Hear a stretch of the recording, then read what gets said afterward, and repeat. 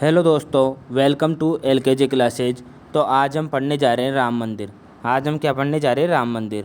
और राम मंदिर में जो राम मंदिर है उसमें कुछ मोस्ट क्वेश्चन अपन पढ़ने जा रहे हैं। ठीक है, तो राम मंदिर में जो मोस्ट क्वेश्चन है, महत्वपूर्ण प्रश्न है, वो अपन पढ़ने जा रहे हैं।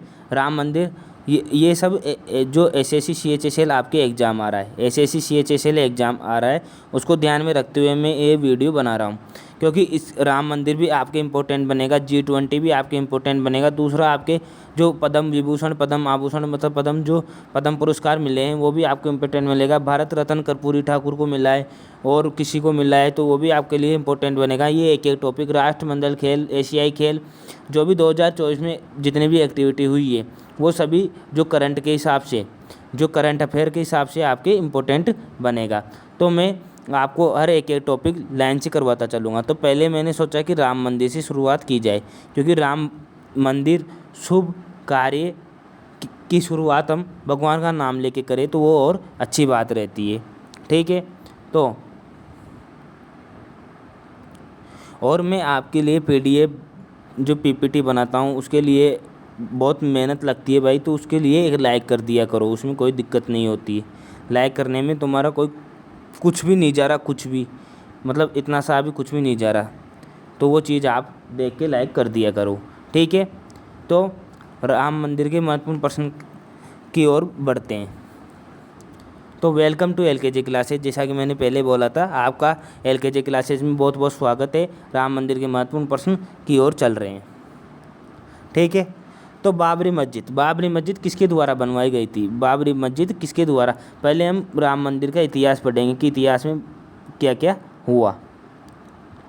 भाई इतिहास भी तो पढ़ना पड़ता है ना, इतिहास में क्या क्या हुआ क्या नहीं हुआ, तो उसके बारे में हम पढ़ रहे हैं कि बाबरी मस्जिद किसके द्वारा बनवाई गई? मीर बाकी के द्वारा। किसके द्वारा बनवाई गई? मीर बाकी के द्वारा। बाबरी विध्वंस के समय भारत के प्रधानमंत्री कौन थे? बाबरी विध्वंस के समय भारत के प्रधानमंत्री कौन थे? तो बाबरी जब विध्वंस हुआ तो उस समय भारत के, जो बाबरी को तोड़ा गया, तो उस समय भारत के प्रधानमंत्री थे नरसिम्हा राव। क्या, कौन था? नरसिम्हा राव। ठीक है, और उत्तर प्रदेश के मुख्यमंत्री कौन थे? उत्तर प्रदेश के मुख्यमंत्री थे कल्याण सिंह। कौन थे उत्तर प्रदेश के मुख्यमंत्री? कल्याण सिंह। तो ये सभी प्रश्न जो कि महत्वपूर्ण बन जाते हैं कि बाबरी विध्वंस भी तो पूछ सकता है, राम मंदिर से ही जुड़ा हुआ क्वेश्चन बनता है कि बाबरी मस्जिद को क्या थी, बाबरी मस्जिद को किसने बनवाया, विध्वंस कब किया गया? तो विध्वंस किया गया था 6 दिसंबर 1992। विध्वंस कब किया गया बाबरी मस्जिद का? 6 दिसंबर 1992। विवादित भूमि पर निर्मित बाबरी मस्जिद को कब तोड़ा गया? 6 दिसंबर 1992। बाबरी विध्वंस के समय भारत के राष्ट्रपति कौन थे? शंकर दयाल शर्मा। कौन थे? शंकर दयाल शर्मा। बाबरी विध्वंस जांच के बाद कौन सा कमीशन बनाया गया? Libran commission. लिब्रान कमीशन बना था, ये जांच की थी इसने बाबरी मस्जिद को तोड़ने के बाद। ठीक है, और राम मंदिर विवाद में कितने दिन लगातार सुनवाई हुई थी? तो 40 दिन तक लगातार कोर्ट में सुनवाई हुई थी। 40 दिन लगातार कोर्ट में सुनवाई, ये आपको याद रखना है। उस समय जो 46वें चीफ जस्टिस ऑफ इंडिया, ये कौन थे? पीठ के अध्यक्ष थे। जो फैसला सुनाने वाले पीठ के अध्यक्ष कौन थे? रंजन गोगोई। और ये 46वें चीफ जस्टिस ऑफ इंडिया थे। 40 दिन लगातार सुनवाई हुई थी। ठीक है, राम मंदिर केस में सुप्रीम कोर्ट ने अंतिम फैसला कब दिया? राम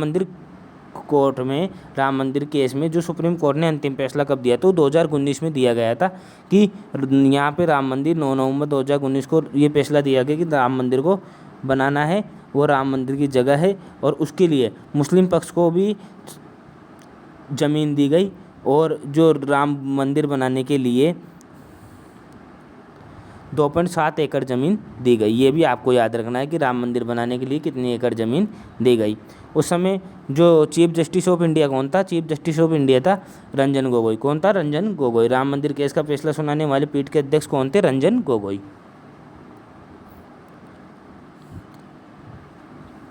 राम मंदिर का निर्माण कितने एकड़ ज़मीन पर किया गया? तो कितने एकड़ ज़मीन पर किया गया था भाई? 2.7 एकड़ ज़मीन पर। राम मंदिर जो अयोध्या में, अयोध्या को अन्य किस नाम से जाना जाता है? साकेत। साकेत क्या था? साकेत पहले के महाजनपद था। क्या था? महाजनपद। क्या था ये? महाजनपद।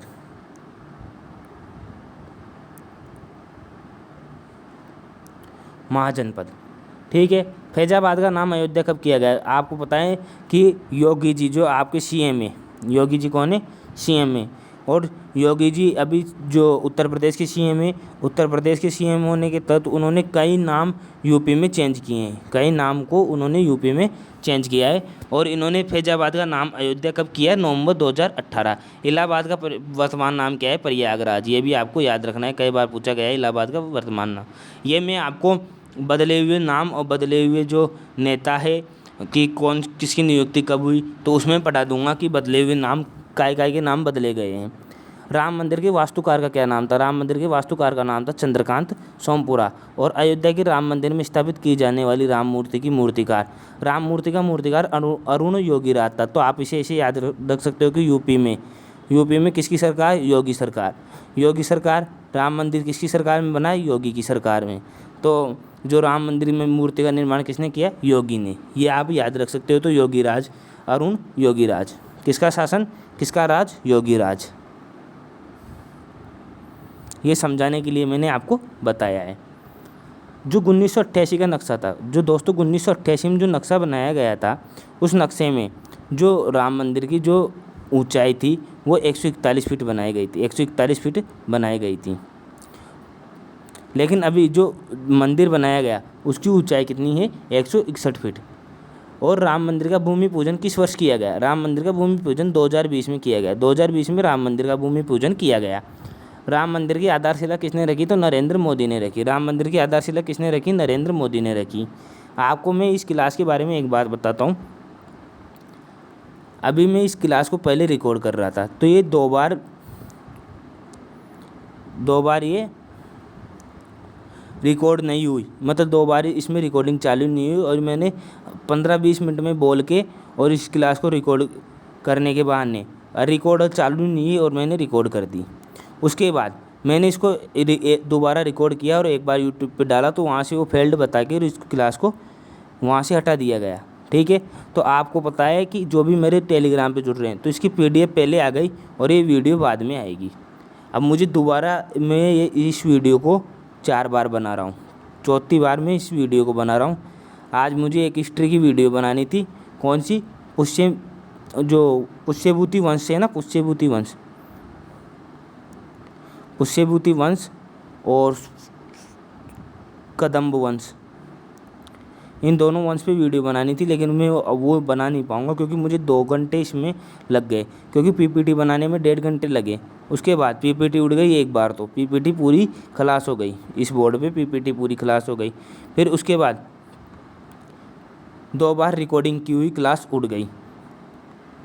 तो फिर भी मैं हार नहीं मान रहा, मैं इस वीडियो को बना के रहूँगा और आपको बता के रहूँगा, क्योंकि आपके लिए ज़रूरी है भाई। ये ज़रूरी ऐसे आपकी एग्ज़ाम निकट है, 1 जुलाई से एग्ज़ाम CHSL का चालू हो जाएगा, ये चीज़ आप याद रखना। तो उससे पहले आपको थोड़ा बहुत कोर्स करंट में इनमें कवर करवाना ज़रूरी है। राम मंदिर का भूमि पूजन किस वर्ष किया गया? राम मंदिर का भूमि पूजन 2020 में किया गया। आधारशिला किसने रखी? नरेंद्र मोदी जी ने रखी। मोदी जी ने आधारशिला इसकी रखी।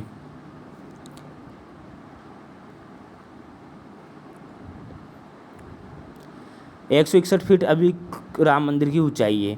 जो राम जन्मभूमि अयोध्या किस नदी के तट पर है? राम जन्मभूमि अयोध्या सरयू नदी के तट पर है। आपको पता है यहाँ पे आपने वो सरयू नदी में श्रवण और दशरथ, जिस टाइम पे दशरथ शिकार पर गए थे, तो उन्होंने श्रवण को तीर लगा दिया था। वो सरयू नदी पर पानी भर रहा था, ये आपने कहानी सुनी होगी। तो वही सरयू नदी है ये। तो उस सरयू नदी के तट पर अयोध्या है। और राम मंदिर का निर्माण किस शैली में किया जा रहा है? नागर शैली में। तो आपको मैं बता दूं कि ये जो नॉर्दर्न रीजन है भारत का, जो ये भारत का नॉर्दर्न रीजन है, और ये तो जो दक्षिणी रीजन है ना, जो वेस्ट रीजन है, और ये नॉर्दर्न रीजन है भारत का। ठीक है, यही तो भारत है अपना। तो जो नॉर्दर्न रीजन में सभी जो मंदिर बनाए जाते हैं वो अधिकतर नागर शैली में बनाए जाते हैं, अधिकतम नागर शैली में बनाए जाते हैं। और जो दक्षिण में जो मंदिर बनाए जाते हैं वो द्रविड़ शैली में बनाए जाते हैं। ठीक है। उसके बाद राम मंदिर, रामलला की मूर्ति, रामलला की तस्वीर मैंने आपको दिखा दी। आप तुरंत इनके चरणों में अपना नतमस्तक हो और जय श्री राम कमेंट में एक बार ज़रूर लिख देना भाई। ठीक है। राम मंदिर भगवान राम की जो प्राण प्रतिष्ठा कब की गई? प्राण प्रतिष्ठा हुई 22 जनवरी 2024। और आपको पता है कि 22 जनवरी 2024 को हमने सबने पटाखे फोड़े थे, जैसे दिवाली मनाते हैं उस हिसाब से दिवाली मनाई है। तो ये डेट तो आप शायद भूले भी नहीं होंगे, लेकिन अब टाइम निकल गया तो भूल जाते हैं। तो एक बार मैंने इसके लिए इस प्रश्न को भी आपको बता दिया। 84 सेकंड इनकी रामलला जो प्राण प्रतिष्ठा में कितना समय लिया गया है? 84 सेकंड। राम मंदिर में स्थापित होने वाली राम मूर्ति की ऊंचाई, जो ये रामलला की जो ऊंचाई है वो 51 फीट है। कितनी बड़ी है ये? 51 फीट। और इसमें रामलला का जो बाल्य रूप दिखाया गया है, राम भगवान का बाल्य रूप इसमें दिखाया गया है। इसके नीचे गर्भगृह जो ये मूर्ति है उसके नीचे जस्ट वाली मंजिल में गर्भगृह है। 5 मंडपों का निर्माण किया गया है। ये मंडप है भाई। श्री राम जन्मभूमि तीर्थ क्षेत्र का ट्रस्ट को कितना आवंटित किया गया? 70 एकड़। 70 एकड़ तीर्थ क्षेत्र आवंटित किया गया। रामलला की प्राण प्रतिष्ठा में लाई गई अगरबत्ती, जो आपने सुना होगा कि रामलला की प्राण प्रतिष्ठा पे इतनी बड़ी अगरबत्ती आई थी, तो वो 108 फीट की थी। कितनी बड़ी थी वो? 108 फीट की। 108 फीट की अगरबत्ती थी। अगरबत्ती का वजन कितना था? 3610 किलो। कितना था? 3610 किलो। उसके बाद 2 प्रश्न। अयोध्या स्थित राम मंदिर ट्रस्ट का अध्यक्ष कौन है? महंत नृत्य गोपाल दास। कौन है भाई? महंत नृत्य गोपाल दास, ये तो ट्रस्ट के अध्यक्ष हैं। और जबकि यहाँ पे जो महासचिव कौन है? महासचिव है चंपत रॉय। कौन है? चंपत रॉय। तो ये रामलला का 22 जनवरी 2024 का दृश्य है। उस टाइम पे कैसी सजावट हो रही थी, उस टाइम पे ये जनवरी में जो कैसी सजावट हुई थी, ये 22 जनवरी के लिए सजावट हुई, उसका दृश्य मैंने आपके सामने लगा दिया है। तो एक बार कमेंट में जय श्री राम जरूर लिखना, और आपकी ये वीडियो कैसी लगी ये भी आप ज़रूर बताना। तो ठीक है, मैं अगले टॉपिक में शायद पद्म भूषण या पद्म जो पुरस्कार है उनको लाऊं, है ना? तो आप उनके लिए भी तैयार रहना। ठीक है, thanks for watching this video. और आपको ये वीडियो देखने के लिए बहुत बहुत आभार है। तो आज के लिए बस अपने पास इतना ही, और मिलते हैं अगले वाले टॉपिक में। अगले वाला टॉपिक मैं आपको बता रहा हूँ कि कौन सा हो सकता है। तो ठीक है ना? Thank you.